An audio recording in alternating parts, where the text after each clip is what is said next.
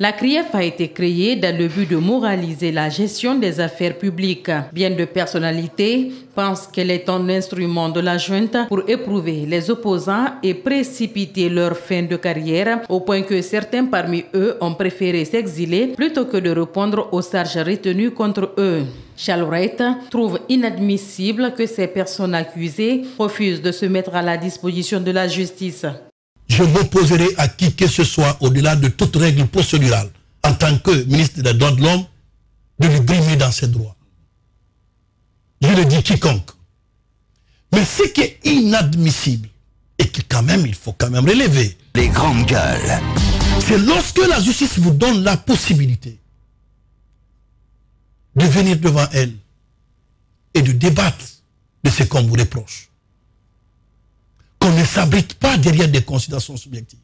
Qu'on accepte de venir débattre devant sa justice. C'est le droit pour le ministère public de relever appel contre toutes les décisions. En le faisant, c'est un acharnement. Il ne fait qu'exercer une parcelle de ses pouvoirs. Sur le cas de détention des anciens dignitaires et ou anciens présidents, comme le capitaine Dadis Camara, le garde des Sceaux relève des incohérences dans certains commentaires et apporte des précisions.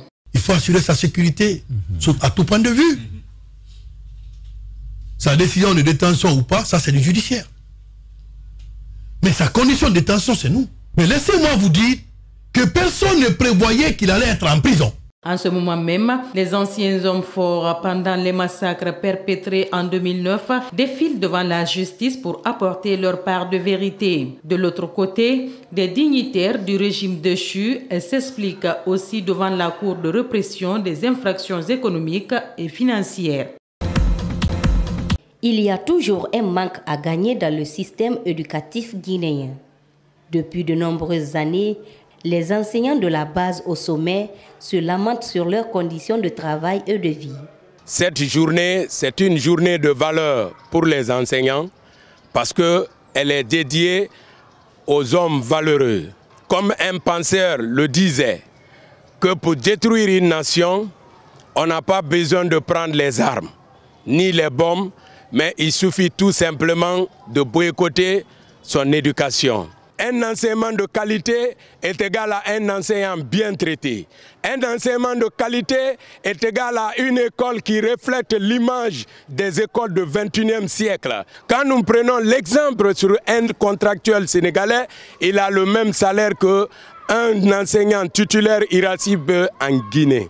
Le secrétaire général du SNE estime qu'il est temps que le système éducatif guinéen soit attractif. Il recommande.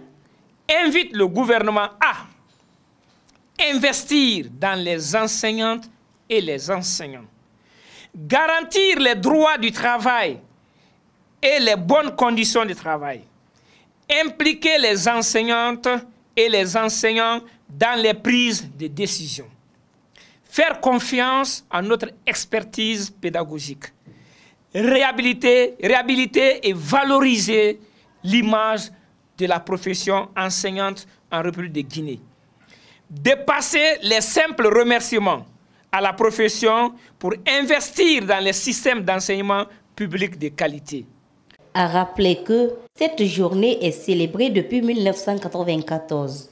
Elle commémore la signature de la recommandation OIT UNESCO concernant la condition du personnel enseignant de 1996 qui fixe les critères de référence relatifs aux droits, entre autres.